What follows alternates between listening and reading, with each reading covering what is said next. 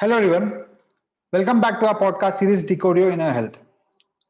Today we'll be discussing how consumption of animal protein and fat can increase the risk of cardiovascular diseases.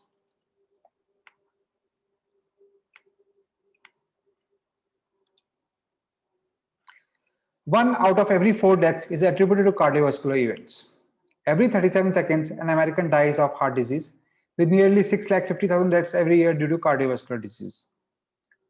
Field of nutrition has made profound research which indicates a strong correlation between heart health and our dietary and lifestyle choices. Many past studies have supported a complex relationship between consumption of red meat, high fat and high cholesterol foods with cardiovascular diseases. So much that doctors, nutritionists and other fitness and healthcare service providers have started propagating that concentration of saturated fat and cholesterol may be the culprit and have been advising people to follow fat diets such as high protein, ketosis and even low FODMAP to reduce the risk of cardiovascular diseases. However, no study has been able to validate a relationship with surety. Instead, detailed study and research have proven that gut microbiome may play a role in attracting heart diseases. Surprised? How can gut bacteria can even impact occurrence of cardiovascular events, since we have been given to believe for so many years that high LDL cholesterol level can cause plague and blockage in our arteries.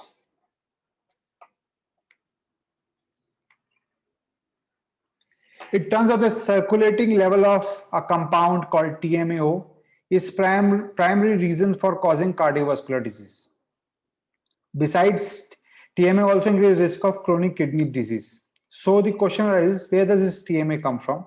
How it is impacting people?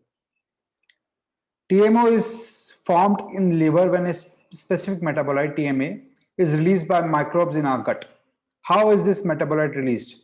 Obviously from eating some specific foods which are high in L-carnitine and choline, which are metabolized by our gut when we eat them. These foods are primarily eggs, especially egg yolk, fish, poultry, chicken, and red meat, even broccoli. Yes, you heard it right. We are told that these foods are healthy and essential for overall fitness and health.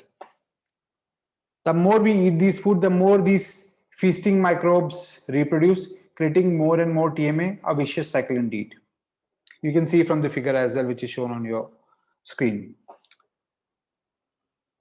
When our gut releases TMA in our blood, it travels to our liver, where it gets converted into TMAO. This TMA causes menace in our body, and by promoting inflammation, changes how we metabolize cholesterol and even increase the risk of developing plague in arteries. All these risks are linked to cardiovascular diseases. If TMAO is responsible for cardiovascular disease, is it applicable to everyone? Do standard solution and condition work here?